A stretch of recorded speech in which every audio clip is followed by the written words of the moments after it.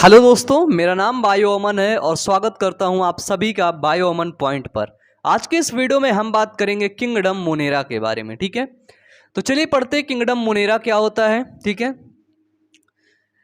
Kingdom Monera है the most ancient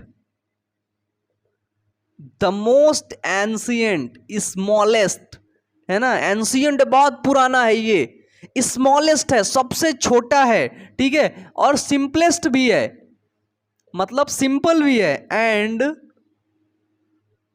the most abundant micro organisms. ठीक है, बहुत मतलब बहुत एंशियंट है ना, बहुत पुराना है ये। स्मॉलेस्ट छोटा है, बहुत ही ज़्यादा साधारण है, और मोस्ट अबाउंडेंट ऑर्गेनिज्म है ये। ठीक है, किंगडम मोनेरा के अंदर बैक्टीरिया को रखा गया है। किसको रखा गया है? किंगडम मोनेरा के अंदर बैक्टीरिया को रखा गया है। तो इसमें लिख सकते हैं कि bacteria are the sole members of this kingdom. ठीक है, bacteria are the sole members of this kingdom. याद रखना, ये मोस्ट प्रिमिटिव होते हैं, मोस्ट प्रिमिटिव। आपको पता है ना, किंगडम मोनेरा के पहले किंगडम कौन सा आता है? बताइए, किंगडम मोनेरा के पहले कोई किंगडम आता है क्या? बताइए, यदि आता हो तो बताइए। पहले किंगडम मोनेरा या सबसे ज्यादा प्रिमिटिव, ठीक है, सबसे ज्यादा अनडेवलप्ड, जहां से विकास शुरू हो रहा था, छोटे जीव आ रहे थे, कोशिकी वही आ रहे थे, उन्हीं सबको कहाँ रखा गया है? उन्हीं सबको रखा गया है किंगडम मोनेरा में। कहाँ रखा गया है? उन्हीं सबको किंगडम मोनेरा के अंदर जो है रखा गया है। ठीक है, इनकी सबसे खास बात है कि ये प्रेजेंट एवरीवेयर।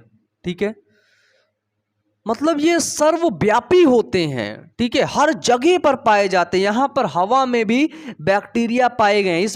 इस जो है पेन में भी, मार्कर में भी बैक्टीरिया देखने को मिला। आप किसी को टच कर देते तो कई बैक्टीरिया ट्रांसफर हो जाते हैं, है ना। यानी कि बैक्टीरिया ऑलमोस्ट प्रेजेंट एवरीवेयर, है ना। अधिकतर जगहों पर बैक्टीरिया हमें देखने को मिलता है, याद रखिएगा। गर्म झरनों में भी, जहां पर गर्म झरना बिल्कुल, है ना, जिसको बोलते हैं हेलोफिलस, सॉरी थर्मोएंडोफिलस, अभी हम लोग बात करेंगे। थर्मोएंडोफिलस गर्म झरने में भी बैक्टीरिया देखने को मिलते हैं। बिल्कुल खारे पानी में, बिल्कुल नमक पानी में, वहां पर भी बैक्टीरिया हमको देखने को मिलते हैं। ठीक है, जिनके आमाशय में रूमेन पाया जाता है, रूमेन, पशुओं के जो है आमाशय में भी बैक्टीरिया देखने को मिलते हैं। बर्फ में भी बैक्टीरिया देखने को मिलते हैं। मतलब जहां पर हम जीवन की कल्पना नहीं कर सकते हैं, वहां पर भी बैक्टीरिया ग्रो करता हुआ नजर आता है, वहां पर भी बैक्टीरिया पार्टी करता हुआ दिखता है। ठीक है, गर्म झरने पर, जहां पर हम सोच ही नहीं सकते कि वहां पर कोई जीवन होगा, लेकिन वहां पर भी बैक्टीरिया प्रेजेंट है ना।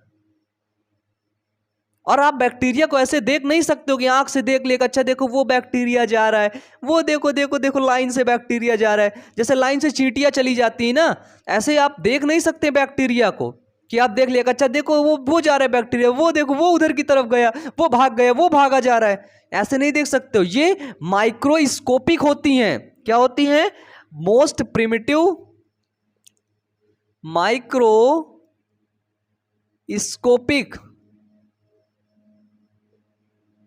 ठीक है, माइक्रोस्कोपिक होती हैं। ठीक है, इनको केवल सूक्ष्मदर्शी के ही मदद से देखा जा सकता है, और ये हर जगह पर प्रेजेंट एवरीवेयर। ठीक है, और इसके अंदर जो जीव होते हैं वो सभी क्या होते हैं? तो वो सभी होते हैं आपके प्रोकैरियोट। ये नहीं लिखा क्या यार भाई? ओ सॉरी, लिखिए kingdom Monera belong to the prokaryotic family. ये सभी प्रोकैरियोटिक फैमिली इसके अंदर होती है, किंगडम मोनेरा के अंदर। ठीक है, चलिए अगर हम इसका हैबिटाट देखें, इसका वास स्थान देखें, हैबिटाट, ठीक है, तो ये हॉट स्प्रिंग में भी पाया जाता है। हॉट स्प्रिंग मतलब गर्म झरने पर भी, स्नो बर्फ में भी पाया जाता है, डीप ओशियन, ठीक है, गहरे समुद्र के पानी में भी ये देखने को मिलता है, बर्फ में भी देखने को मिलता है ये। ठीक है, और ये पैरासाइट भी होता है, parasite in other organism.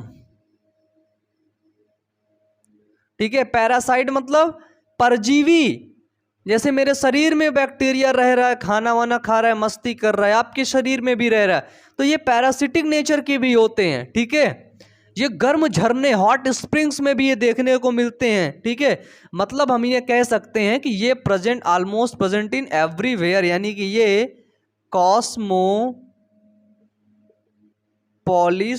In distribution होता है, डिस्ट्रीब्यूशन, इसको हम लोग बोलते हैं सर्वव्यापी, है ना, मतलब ये हर जगह पर पाया जाता है। क्या होता है? हर जगह पर पाया जाता है। ठीक है, तो मोनेरा किंगडम के कैरेक्टर्स क्या क्या हैं? ठीक है, अगर देखा जाए कि बताइए मोनेरा किंगडम के कैरेक्टर्स क्या क्या हैं, मोनेरा किंगडम के लक्षण क्या क्या हैं, ये सभी यूनिसेल्ड होते हैं। ठीक है, यूनिसेलुलर ई नहीं है। ठीक है, कॉलोनियल होते हैं, कॉलोनी में ग्रो करते हैं, और फिलामेंटस होते हैं, और फिलामेंटस ये सभी क्या होते हैं? प्रोकैरियोटिक ऑर्गेनिज्म होते हैं। ठीक है, याद रखिएगा, without nuclear membrane, nuclear membrane नहीं रहती है, प्रोकैरियोटिक होते हैं, यानी कि हम कह सकते हैं कि ना कि न्यूक्लियस क्या होता है? न्यूक्लियस अब्सेंट होता है। जब न्यूक्लियस अब्सेंट होगा तो न्यूक्लियर मेम्ब्रेन भी नहीं होगी। ठीक है, और जो न्यूक्लियोलस होता है, क्या होता है? Nucleolus chromatin and histone protein इसमें क्या होती है? ये सब कुछ नहीं पाया जाता है। ठीक है, ये सारी चीजें। और अगर इसके बात की जाए, इसमें जो जेनेटिक मटेरियल है वो क्या पाया जाता है? तो वो पाया जाता है डीएनए और आरएनए, वो भी नॉन हिस्टोन प्रोटीन के साथ। ठीक है, डीएनए एंड आरएनए पाया जाता है विदाउट हिस्टोन प्रोटीन। क्या होता है?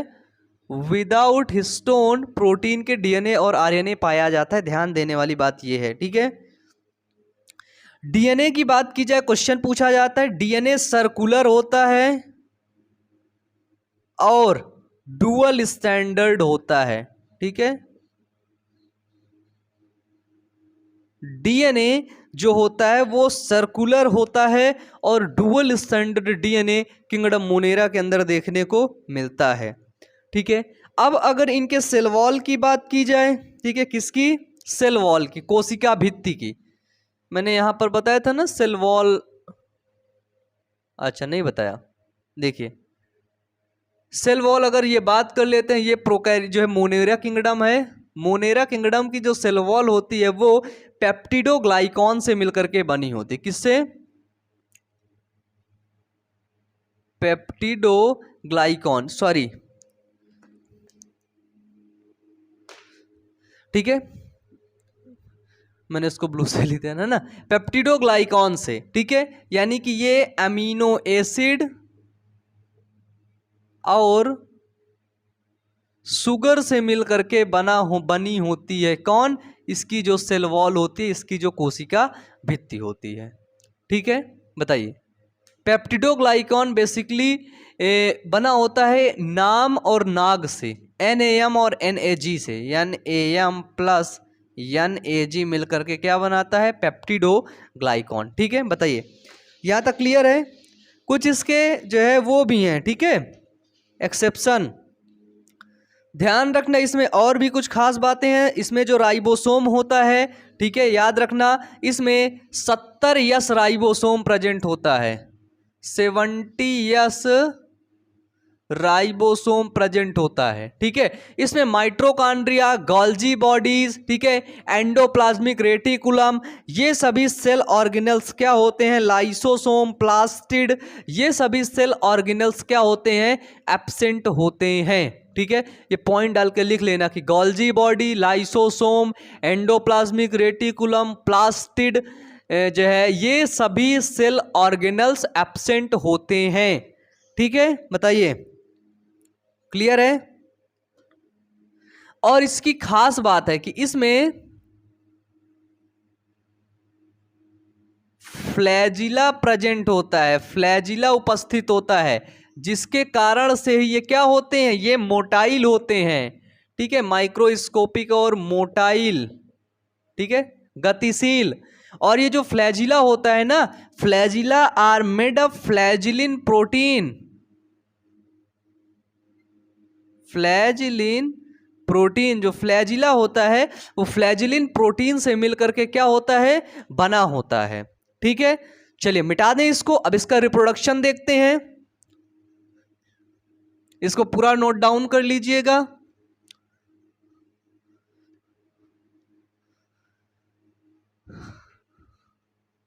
अब यदि मैं इसका रिप्रोडक्शन देखूं, जनन देखूं, ठीक है, तो ये आपका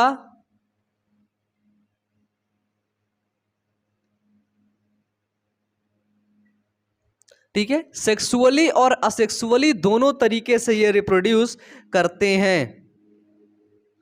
ठीक है, तो ये आपका सेक्सुअली भी करता है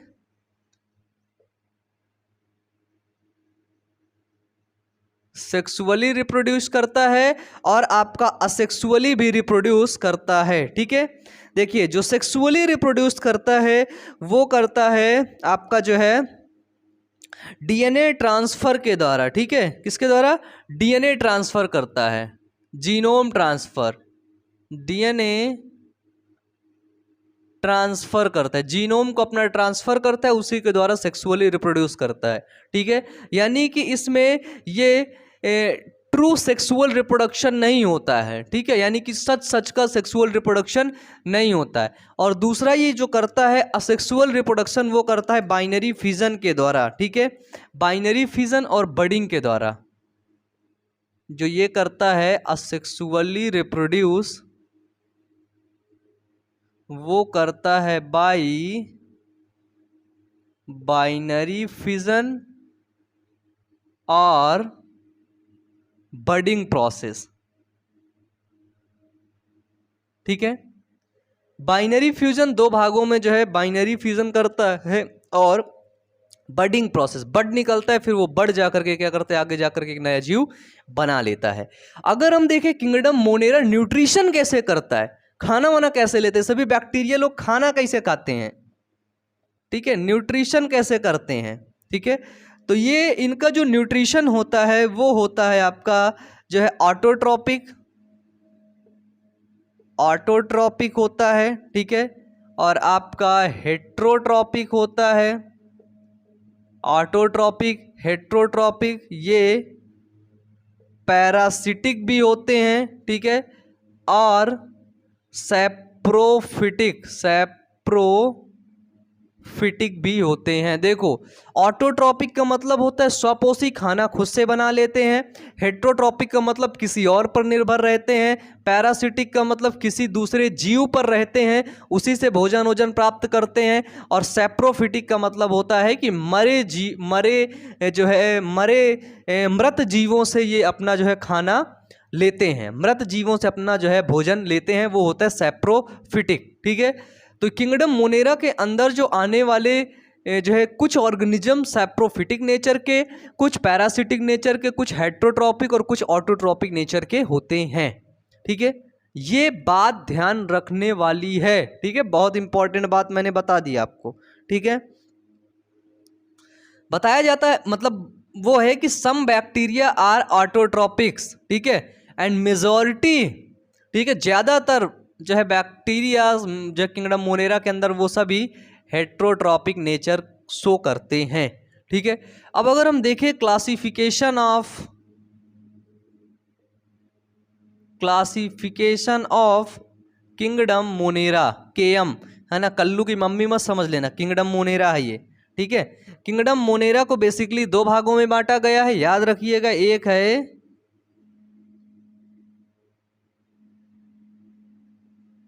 आर्की बैक्टीरिया और दूसरा है आपका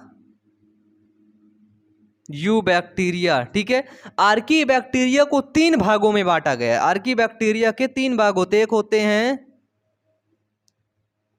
हेलोफिल्स। हेलोफिल्स का मतलब होता है जो बहुत ही ज़्यादा लवणीय जल में रहते हो, बहुत ही ज़्यादा मैराइन वाटर में, बहुत ही ज़्यादा खारे पानी में रहते हो, हेलोफिल्स हो गए, ठीक है। एक होते हैं थर्मो एसिडोफिल्स, ठीक है। थर्मो एसिडोफिल्स का मतलब क्या होता है, जो गर्म झरने में बिल्कुल गर्म पानी में रहते हैं, वो हो गए थर्मो एसिडोफिल्स। और दूसरे हो गए आपके मिथेनोजेंस बैक्टीरिया, ठीक है। तो ये सभी आएंगे आपके आर्की बैक्टीरिया के अंदर, और यू बैक्टीरिया के अंदर आपका आएगा जो है साइनोबैक्टीरिया।